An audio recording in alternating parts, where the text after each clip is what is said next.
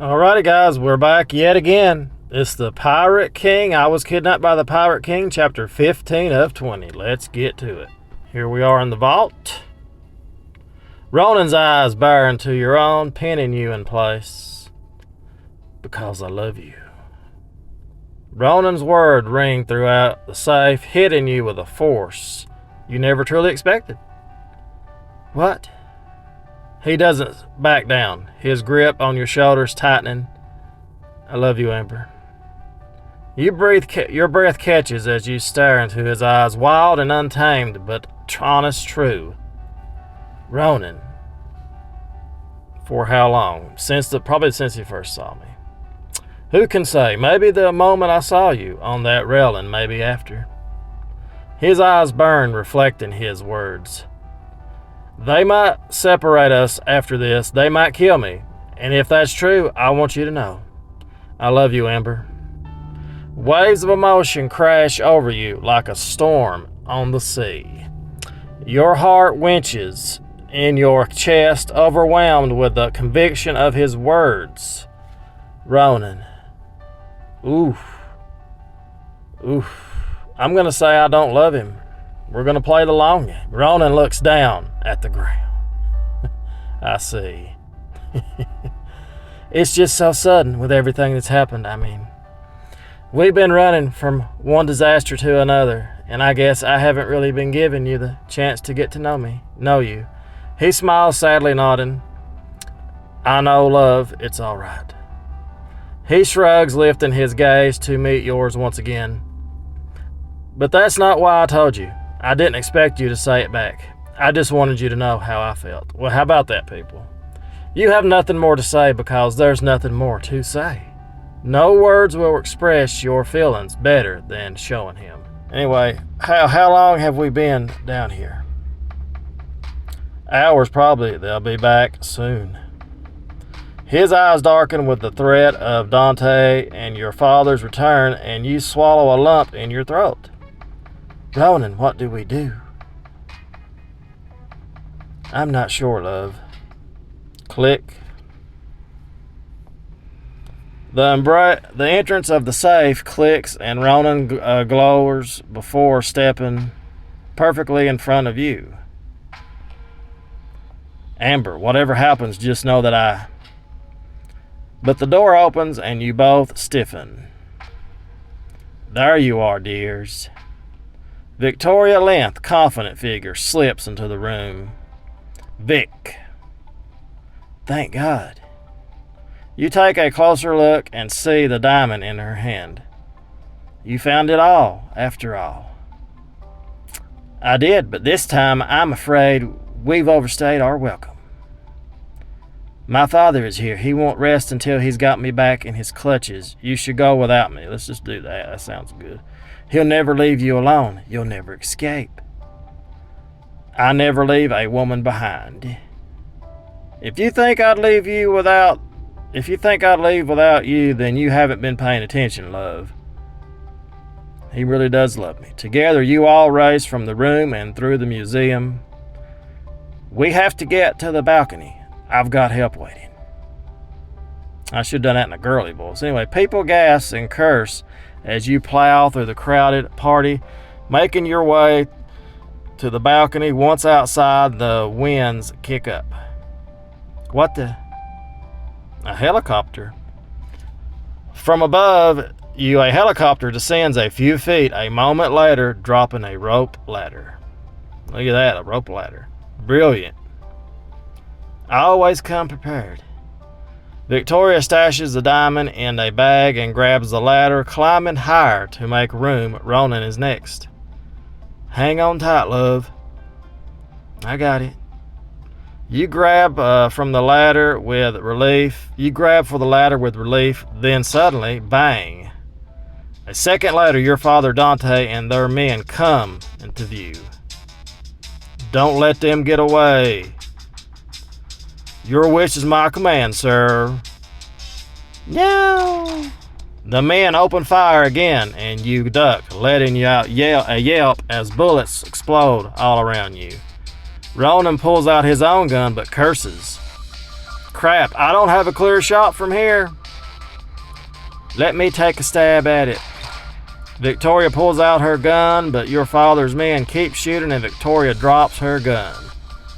Crap, I can't catch it. Amber. Your hand moves before you can think. Catching the gun in midair, the hard metal is almost familiar to you now. I got it. Amber shots ring through the air, narrowly missing Victoria. Ah! Shoot them, Amber, quick! A bullet skims Victoria's shoulder and she hisses. Vic! Ronan stares down at you with panic. Come on, Amber, shoot. I'm gonna do it. Shoot the gun from Dante's hand and disarm him. You take aim, leveling the gun at Dante. It's an impossible shot. I've done impossible shots. You focus on the weapon and gently squeeze that trigger. Everything around you slows. You can see each of their faces, follow every moment. You anticipate all the odds. Boom. The bullet launches and the gun fires from Dante's hand. Arrgh. He drops the gun, clutching his bleeding hand. You smirk triumphantly as Ronan laughs above you. That's my girl. You manage to climb the ladder and pull yourself into the helicopter. For a moment, it hangs in the air and you meet your father's gaze. As the helicopter starts to move away, you swear you see your father's mouth. This isn't over. Of course it's not. It's never over. That was amazing, dear. Victoria grins at you gracefully. You saved my skin back there, honey. I didn't do much. Yes, you did. But she waves you off with a smirk. I see why Ronan is so taken with you. You flush happily and she smirks. Ronan clears his throat. See, so where to, Vic? Now we head to Estor. You fly into the night exhausted. Look at this, we're already here. We flew all night, really? The next day you finally land on a beautiful island. It's bright and vibrant, pleasant and peaceful. Wow. This is goodbye for now. You're not staying? I'm going to double back so they don't find us. We'll meet again, I promise. She turns to you and smiles. It was wonderful to meet you, Amber. Victoria, you're a lot like Ronan, you know. It was nice to meet you, too. It was interesting. It was interesting. Next time, maybe we could do something a bit more tame. What fun would that be? I suppose you're right. You watch the helicopter fly off into the sunset, then take in your surroundings. Beautiful, isn't it? Look at that. Estor is beautiful and welcoming, and as you make your way towards the small market on the horizon, people smile and wave. Wow, these people are so friendly. They have a reputation for being welcoming to outsiders. It's rare. So, what now? Ronan looks down at himself and frowns. Well, I think the first order of business is to blend in. We'll need some new clothes. You're probably right.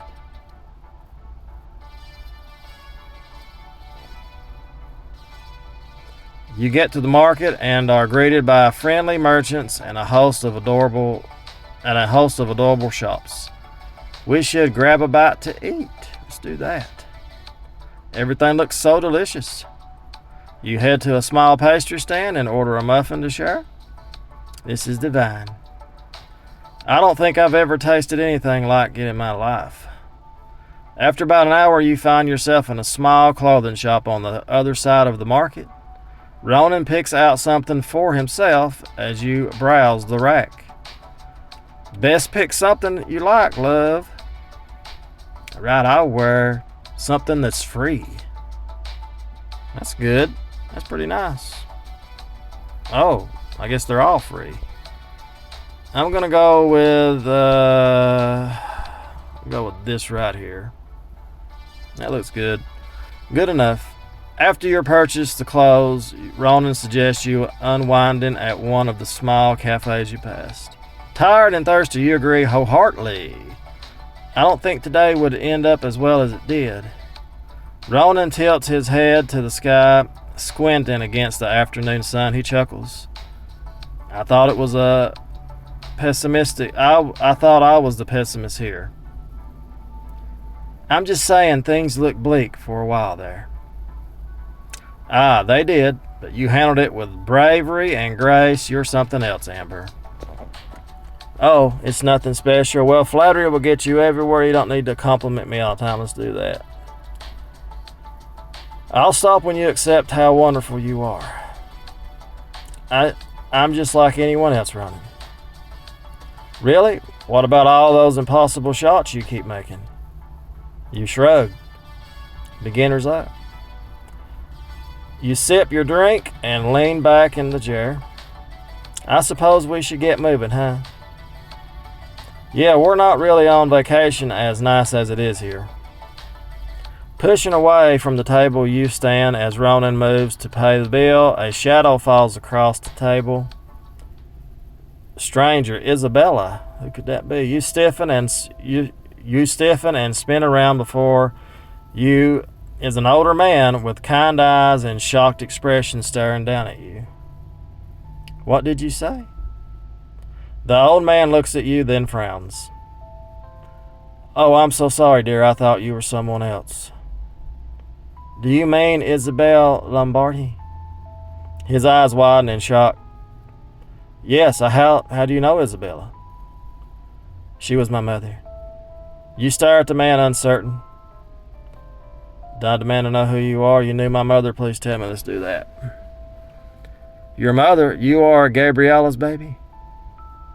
How did you know her? That's my dad, of course. She was my sweet sister. Oh, it can't be. Are you Amber? I am. Suddenly the man's eyes filled with unshed tears. Ronan frowns at him. It would be wise to tell us who you are, sir. He wipes a tear from his cheek. My name is Franco Lombardi, and if what you say is true, I'm your uncle. Well, look at that. Is this man really who he says he is? What will this mean in your mission, and are things really as peaceful as they seem? Find out in chapter 16. So there we have it, people. Another great episode. There we go. We had to skip through some of that adult stuff, but we got to it. As always, guys, thank you so much for watching. Give that video a thumbs up. I'll see you guys next time. Have a great day, and thanks for watching. Toodles!